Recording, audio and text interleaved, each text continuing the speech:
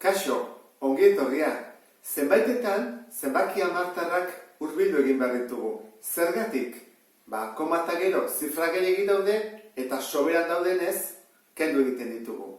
Orduan, bi motatako hurbilketak daude, hemen eskeman azaltzen den bezala. Bat da, etetea.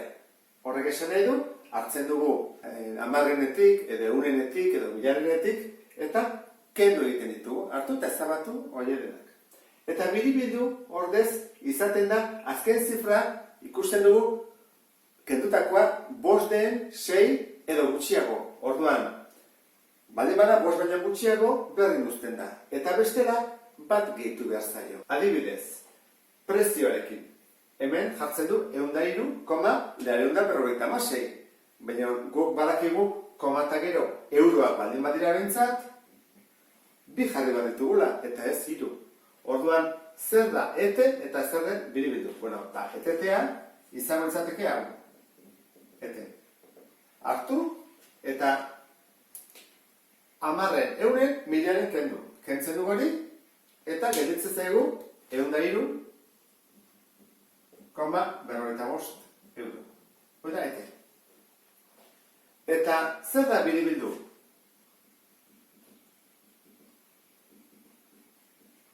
Izango izateke, azkeneko zifra kendu dugu 5 edo handiagoa, beraz, momentotan 6 da. Orduan, honi, kentzen ez dugunari bat erantzi behar dugu, bat gehitu. Orduan, gelditzen zaigu 103,56 euro. Errorea, zenbatekoa da? Errorea, kasoretan, eteten baldin badugu, kenketen bat nuke, 103,56, ken, hau, 103,55. Zenbatekoa da errorea? 0,06. Hau da errorea. Errorea 0,006. Eta zer da zeta beste honetan? Zenbatekoa da errorea? Kenket egin behar dugu orain ere, baina ezin dugu hori aukendu, hau handiagoa delako. Beraz, alderantziz egingo dugu kenketan. 103,56, badakizue, handiena goian jartzen dela, txikiena behan.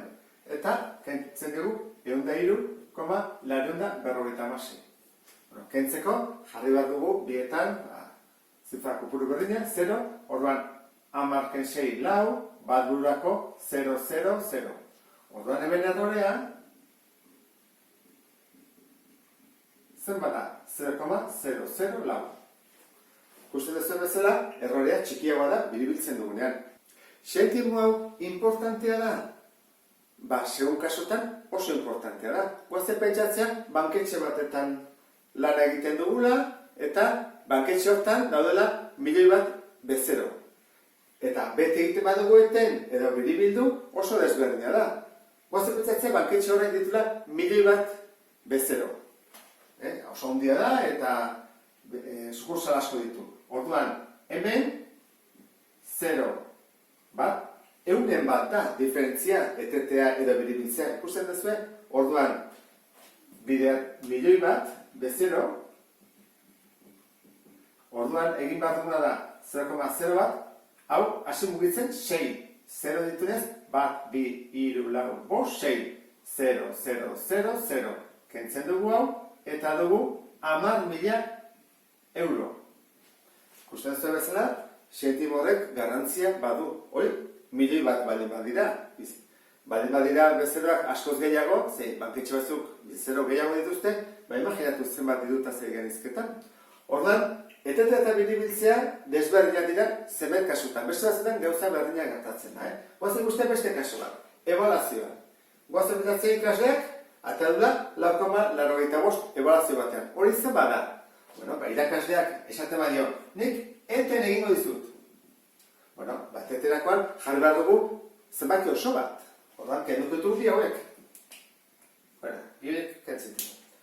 Orduan, kentzen ditugu, eteterakoan kenduta kitxo. Zenbat atean ikasle horrek, 4. Hori da, gutxiegi, suspensu bat da. Eta irakasleak esaten badu, nik biribildu dut. Biribildu? Orduan, kontuan hartu bat dugu, azkenekoa, kendutakoa, 5 edo gehiago da, bai. zortzi, bost baino gehiago da. Orduan, bat erantzi behar diogu azken zifra hori, bosteko bada. Diferentzia handia, ezta? Eten da, suspenso dugu, eta biribilduta aprobatu. Eta ze gertatzen da beste kasu honetan. Ikasle bate bali badu 5,26 eta egiten badu eten, zen badu? Bosteko bat. Eta biribiltzen badugu, zer dakendu dugu lehenengoa? 3. Beraz, ez dio erantzten, 5. Horran, bi kasotan, hemen eten edo biribildu 5 ateratzen da. Eta beste honetan, diferentzia dago. Kalkulatuko dugu, hemen errorea zenbatekoa den.